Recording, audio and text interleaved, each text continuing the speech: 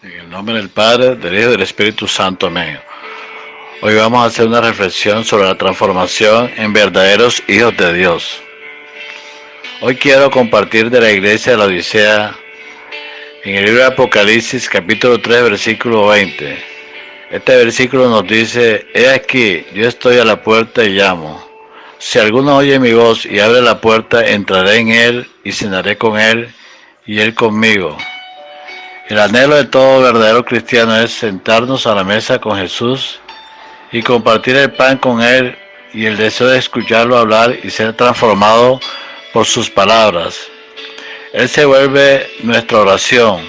Debemos conocerlo como lo conoció Juan, Pedro, Jacob, y debemos de dejar ser solo un espectador que se lee las historias de los evangelios y ser un invitado a la mesa, mirarlo a los ojos y escucharlo hablar.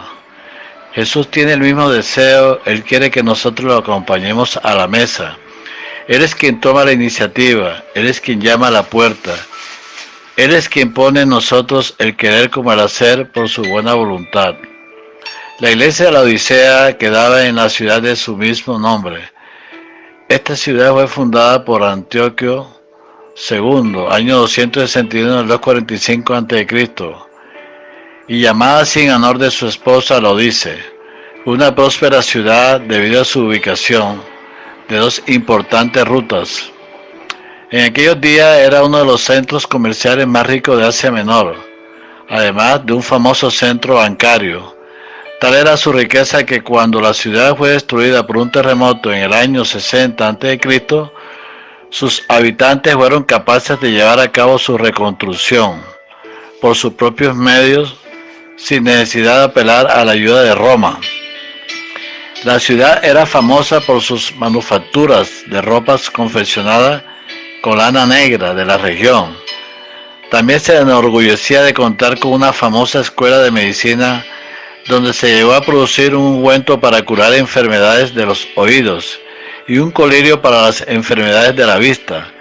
Allí había una importante colonia compuesta por más de 7.000 judíos a quienes se le había concedido el derecho de conservar sus propias costumbres.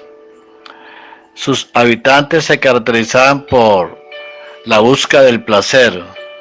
Había un estadio, un hipódromo, baños termales, teatro. En este ambiente había también una iglesia cristiana, establecida allí por la predicación del Evangelio de Cristo por Epafras. El libro de Colosenses capítulo 1 versículo 7, el apóstol Pablo menciona al discípulo de Jesucristo, Epafras, como el consiervo amado que es un fiel ministro de Cristo para nosotros. En el libro de Apocalipsis capítulo 3 versículo 14 al 22, inician los primeros versículos y describe el ángel de la iglesia en la Odisea: He aquí el Amén, el testigo fiel y verdadero, el principio de la creación de Dios. Dice esto: Yo conozco tus obras, que ni eres frío ni caliente. Ojalá fuese frío o caliente, pero por cuanto eres tibio y no frío ni caliente, te vomitaré de mi boca, porque tú dices: Yo soy rico y me he enriquecido y de ninguna cosa tengo necesidad. Y no sabes que tú eres un desventurado, miserable, pobre, ciego y desnudo. En cuanto a la iglesia de la Odisea, en la época en que el apóstol Juan escribió el Apocalipsis, no se registra que sufriese algún tipo de persecución o tuviese herejías. Su problema era el orgullo y la ignorancia, provocada por su problema de orgullo y la ignorancia, provocado por su autosuficiencia y complacencia. Por esta razón recibió la condenación más severa de todas las que encontramos. La iglesia de la Odisea representa el periodo de las dos últimas iglesias que se considera una iglesia cristiana, pero se han apartado mucho de la palabra de Dios y de la persona de Cristo, y representa la apostasía de la iglesia.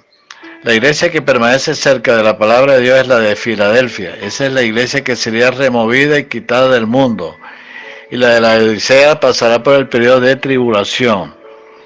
Porque quiero que sepáis cuán lucha tengo por vosotros, por los que están en la Odisea y por todos los que nunca han visto a mi rostro. El alma prospera cuando tenemos claro conocimiento de la verdad, tal como es en Jesús. Cuando se le llama a hacer la confesión con la boca, el conocimiento y la fe hacen una alma rica. La tibieza de la iglesia implica indiferencia por las cuestiones espirituales. Las personas no se interesan por la enseñanza bíblica. No les importa si hay errores doctrinales y tampoco se preocupa por combatirlos. Falta de compromiso por la obra del Señor y despreocupación por el crecimiento espiritual personal. Dejaron de ser sal en este mundo. El creyente se confunde con el mundo y tampoco actúa como luz. Descubre un cristianismo sin entrega verdadera, hipócrita, falso y mecánico, mezclado con el materialismo. El versículo 17 expresa: porque tú dices, yo soy rico y me he enriquecido y de ninguna cosa tengo necesidad, y no sabes que eres un desventurado, miserable, pobre, ciego y desnudo. Porque habían llegado a esa situación. La respuesta la encontramos en ella misma. Ella decía de sí que era rica y que no tenía necesidad de ninguna cosa. No había ningún problema en su situación. Estaba expresando su orgullo y satisfacción por lo que habían ganado por sus propios esfuerzos.